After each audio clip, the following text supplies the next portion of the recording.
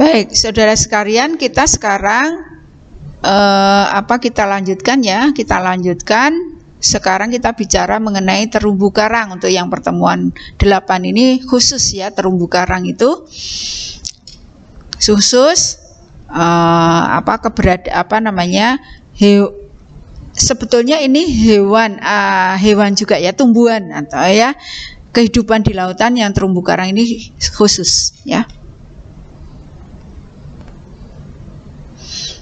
Nah, terumbu karang ini terumbu ya, ini sebetulnya berupa bangunan ribuan karang yang menjadi tempat hidup berbagai ikan ya. Jadi ini tempat gitu, sebetulnya itu bangunan ribuan karang ya, untuk jadi sebagai tempat hidup berbagai ikan atau makhluk laut yang lainnya. Nah, karang hidup di laut ini kayak kelihatan seperti batuan gitu ya, seperti batuan atau tanaman. Tapi sebetulnya dia adalah sekumpulan hewan kecil gitu ya, yang dinamakan dengan polip. Jadi sebetulnya terumbu karang itu hewan kecil ya, tapi banyak gitu ya, koloni gitu. Nah,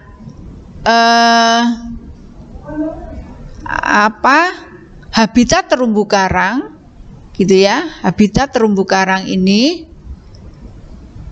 Nah, habitat terumbu karang itu banyak terdapat di laut tropis, nah di neritik, di pinggir pantai atau daerah yang masih, nah karena dia hewan itu juga yang butuh sinar matahari ya. Nah, dia umumnya berada di sekitar 50 meter di bawah permukaan laut. Nah, umumnya berupa komunitas khusus ya, terumbu karang itu yang terdiri dari karang batu atau organisme dan organisme yang lainnya. Komunitas ini jadi koloni itu ya, jadi bukan, dia nggak bisa sendirian, disebut dengan terumbu karang. Masih terumbu karang itu masih butuh sinar matahari, sehingga fotosintesa masih dapat berlangsung. Nah, tempat hidup dari terumbu karang ini di pinggir pantai atau yang masih terkena cahaya sinar matahari ya, di bawah permukaan laut. Namun demikian, ada beberapa tipe terumbu karang yang hidup jauh dalam laut dan tidak memerlukan cahaya sinar matahari. Nah, yang tidak butuh ini terumbu karang yang tidak bersimbiosis dengan zooxanthella ya, dan tidak membentuk karang. Jadi kalau yang membentuk karang itu yang butuh sinar matahari. Tapi kalau yang tidak butuh sinar matahari, dia tidak akan membentuk karang ya, tidak akan membentuk karang. Kemudian ekosistem terumbu karang ini produktivitas dan keanekaragamannya sangat tinggi. Nah, ini merupakan biota terpenting.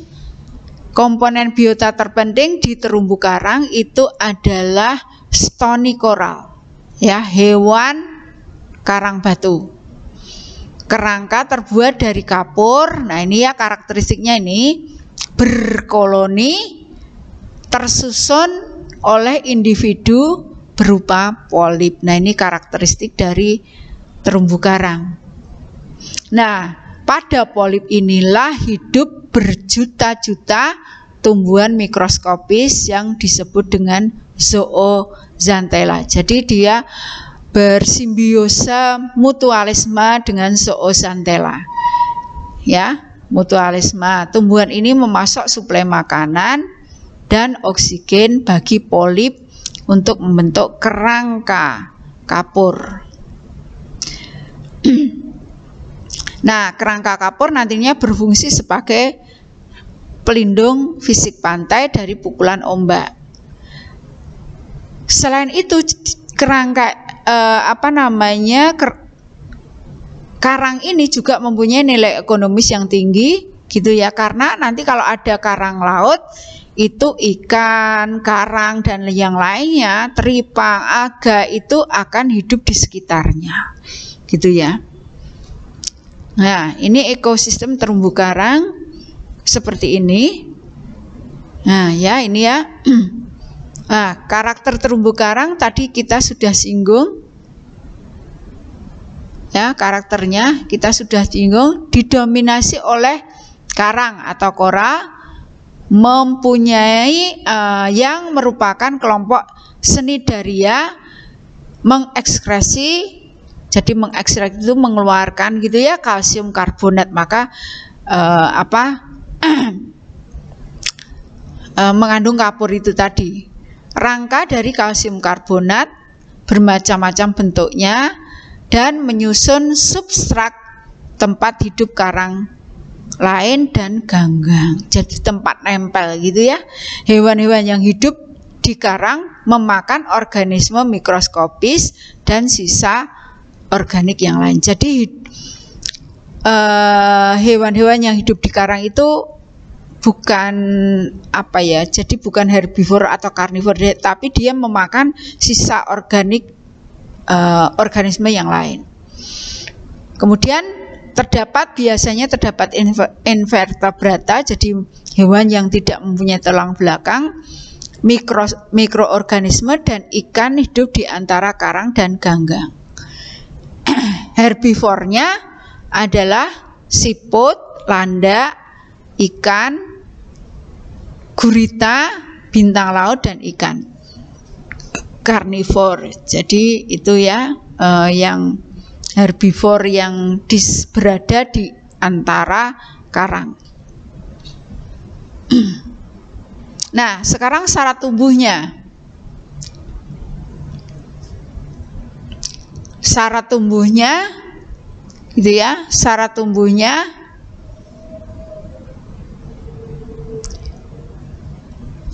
syarat tumbuh dari binatang karang, cahaya ya, harus ada cahaya, kemudian suhu sekitar 23 sampai 30 derajat Celcius, kemudian salinitas toleransinya 27 sampai 40 ya, emang maksimalnya 40 per mil ya. Kejernihan ya, perlu jernih airnya gitu ya, airnya perlu jernih, jadi perlu jernih airnya.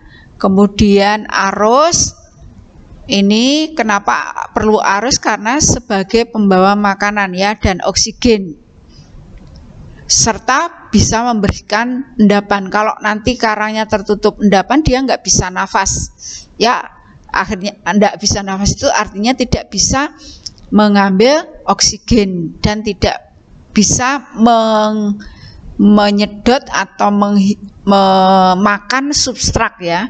Nah, substrat ini yang keras dan bersih dari lumpur diperlukan untuk melekatkan planula atau larva karang. Nah, ini akan membentuk koloni yang baru gitu ya. Kemudian mekanisme perkembangan karang. Nah, ini adalah yang sebelah kanan itu siklusnya ya. Sebelah kanan siklusnya.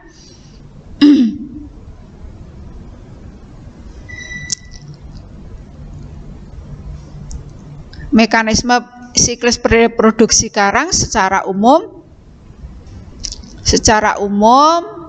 itu dari telur, sperma dilepas ke kolom air ya, fertilisasi menjadi zigot di permukaan air, zigot berkembang menjadi larva atau planula ya, kemudian mengikuti gerakan air, kemudian kalau menemukan dasar yang sesuai, maka planula ini akan menempel di dasar, kemudian akan tumbuh polip gitu ya, akan tumbuh polip, terjadi kalsifikasi tadi itu ya. Kalsifikasi apa namanya tadi, gamping ya, membentuk koloni karang. Kemudian karang, namun karang yang soliter itu tidak akan membentuk koloni, namanya juga soliter, dia sendirian. Nah, ini adalah siklusnya seperti ini ya, siklusnya seperti ini yang ada di sebelah kanan gitu gambarnya. Nah, cara reproduksi terumbu karang, jadi terumbu karang itu berkembang secara seksual atau aseksual. Dua-duanya bisa ya. Aseksual itu artinya reproduksi terjadi saat planula tumbuh menjadi polip karang kemudian membelah ya, membelah diri. Jadi bisa membelah diri. Kalau seksual berarti ada beda seksualnya. Jadi yang ini yang membelah diri. Gitu ya. Kalau ini yang seksual yang sebelah kiri. Terbentuknya terumbu karang itu lama ya, terbentuknya terumbu karang itu lama. Nah, ini selama 1 tahun nih catat ya, karang itu hanya dapat menghasilkan setinggi 1 meter. Jadi kalau selama 100 tahun itu hanya tumbuh 100 cm atau 1 meter. Dengan demikian jika karang yang tingginya 5 meter dirusak itu memerlukan waktu 500 tahun. Jadi beberapa tahun yang lalu itu ya, di beberapa objek yang ada terumbu karangnya di Bunaken, kemudian di Raja Ampat itu kan rusak ya oleh kapal-kapal. Nah, itu kalau memotong atau merusak itu butuhnya kayak gitu ya. Anda bisa bayangkan tuh tumbuhnya lagi beberapa puluh tahun gitu, bahkan ratusan tahun. Jadi kita kalau berwisata juga terutama snorkeling itu juga harus berhati-hati ya, jangan sampai mematahkan terumbu karang. Nah, sekarang tipenya. Tipe terumbu karang yang pertama adalah fringing reef ya, atau terumbu karang tepi. Ini berbentuk melingkar yang ditandai adanya bentukan ban bagian endapan karang mati yang mengelilingi pulau. Jadi mengelilingi pulau. Jadi ada pulau, kemudian di sekitar pulau itu ada karangnya. Ya, itu terumbu karang tepi atau fringing reef. Kemudian yang kedua adalah terumbu karang penghalang atau barrier. Nah, ini yang terbesar ada di Australia. Umumnya karang penghalang tumbuh di sekitar pulau yang besar ya. Tadi sudah kita sebut Australia, atau benua membentuk gugusan pulau karang yang terputus-putus. Nah, ini gambarnya di sebelah kiri ini ya. Jadi nanti menghalangi pulau atau menghalangi apa namanya benua, kemudian tertutup, di tengahnya nanti akan membentuk lagoon ya. Nah, kemudian terumbu karang cincin atau atol ya, karang yang berbentuk cincin mengelilingi batas pulau-pulau vulkanik yang tenggelam sehingga terdapat perbatasan dengan daratan, atau jadi mengelilingi seperti itu ya, tapi berbentuk lingkar. Nah, ini adalah apa namanya, pertumbuhan dari karang ya, yang didasarkan atas teori Darwin. Jadi yang pertama itu pulau dulu ya, yang merah itu terumbu karang gitu ya, yang merah ini terumbu karang. Ini yang merah terumbu karang di tepi, ini kan dipotong 2 ya. Kemudian makin lama makin jadi air lautnya naik, ini juga tumbuhnya terumbu karang naik, kemudian naik lagi. Jadi kan air laut itu kan naik turun gitu ya. Ini naik lagi, maka dia naik lagi menutupi pulau ya. Nah, di sini ini nanti karena dia mengelilingi pulau, maka membentuk atol gitu ya. Ini pembentukan teori Darwin pertumbuhan terumbu karang atol menurut teori Darwin. Nah, sekarang yang berikutnya adalah terumbu karang datar. Ya, terumbu karang datar. Atau gosong terumbu. Ya, terumbu ini tumbuh dari bawah ke atas, ya, sampai ke permukaan, dan dalam kurun waktu geologis membantu pembentukan pulau datar. Jadi ini adalah salah satu teori terbentuknya pulau datar itu adalah tumbuhnya terumbu karang datar. Jadi dari bawah ke atas nanti membentuk pulau datar itu ya, salah satu. Nah, ini ada jenis-jenis terumbu karang, ada Acropora acuminata, Acropora millipora gitu ya. Kemudian Acropora latistella, Acropora elegantula, Micropalma, Acropora rosaria ya. Itu contoh-contohnya. Kemudian manfaatnya apa nih? Tadi udah disinggung. Jadi kalau ada terumbu karang maka sebagai tempat hidup banyak ikan.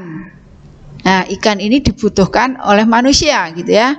Nah, yang ada di sekitar terumbu karang apa? Ikan apa? Ikan kerapu, wah ini mahal ya. Baronang juga mahal. Kemudian ikan ekor kuning gitu ya, batu karang. Kemudian ya, jadi ini tempat hidup ikan. Kemudian yang kedua adalah untuk pariwisata. Ya, untuk pariwisata. Wisata bahari, keindahannya tadi ya, warnanya, bentuknya, kemudian untuk penelitian dan pemanfaatan biota perairan yang lainnya yang terkandung di dalamnya. Nah, ini pencangkokan ya. Kalau rusak ini nyangkoknya kayak gini nih ya. Bahkan di Australia itu sengaja kapal ditenggelamkan kemudian ditumbuhkan karang gitu ya. Nah, itu tumbuh. Nah, ini kalau yang ada di Indonesia seperti ini ya. Nah, ini kan ada kerangka-kerangkanya ya, ada kerangkanya, kemudian di dalamnya itu ditumbuhkan karang.